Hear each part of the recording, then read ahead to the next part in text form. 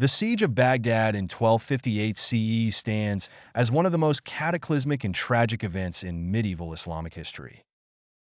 The city of Baghdad, once the jewel of the Islamic world and the heart of the Abbasid Caliphate, fell to the ruthless forces of the Mongol Empire under Hulagu Khan, a grandson of Genghis Khan.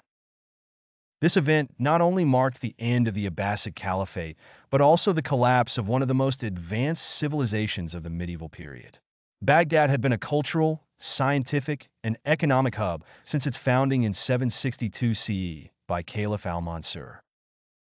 It served as the capital of the Abbasid Caliphate and became one of the most populous and prosperous cities in the world.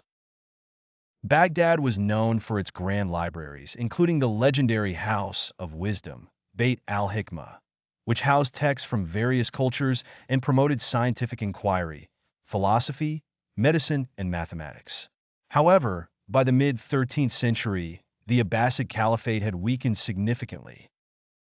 Political power had fractured, with the caliphs losing control over distant provinces, and infighting between regional powers made the empire vulnerable.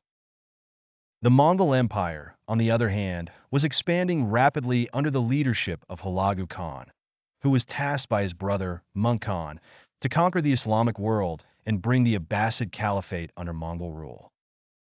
Hulagu's campaign began in 1253 CE, and it was characterized by the sheer terror and devastation that had become synonymous with Mongol invasions.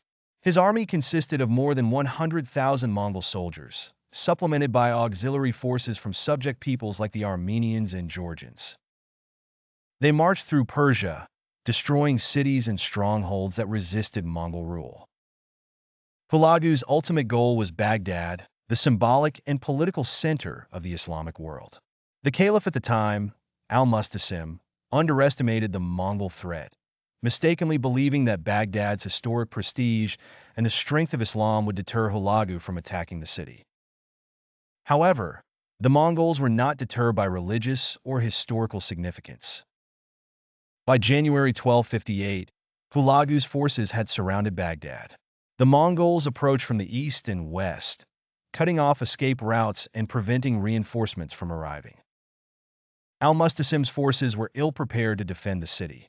The caliph had not adequately fortified Baghdad, nor did he have the military resources to repel the Mongols.